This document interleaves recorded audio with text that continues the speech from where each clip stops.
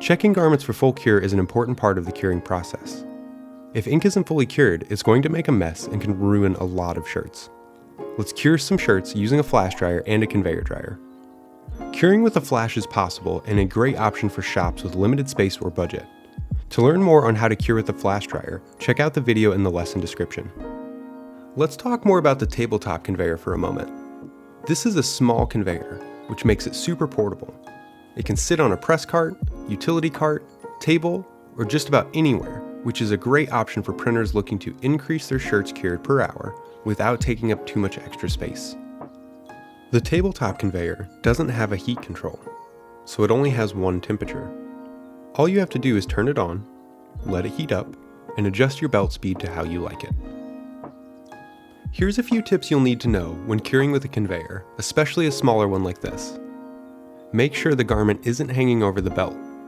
If the garment has a hood, make sure it's tucked underneath so it doesn't get caught while going through the conveyor. Most dryers perform a function called off-gassing, and this is not smoke.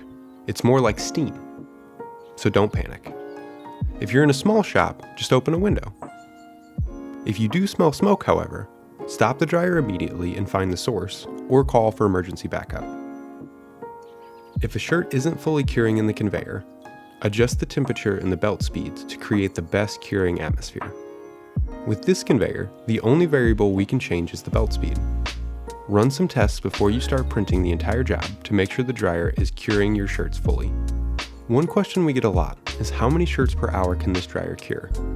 That's a really hard question to put a number to because it depends on a lot of factors. How thick is your ink deposit? What garments are you printing on? Now that we've run a couple shirts through the dryer and it's nice and hot, let's check for full cure. A laser temperature gun uses a laser to provide a reflective temperature reading of the surface of the ink. It's pretty easy to use. Simply turn on the laser temp gun and point it at the surface you want to read the temperature of. Pointing it at the ink while it's curing will tell me how hot the ink is getting. Ink cures at 260 degrees Fahrenheit, so we need the top of the ink layer to get hotter than that. The temperature gun will read the surface of the ink, but not the entire ink layer. Right now, the surface layer is reading between 300 to 320 degrees Fahrenheit.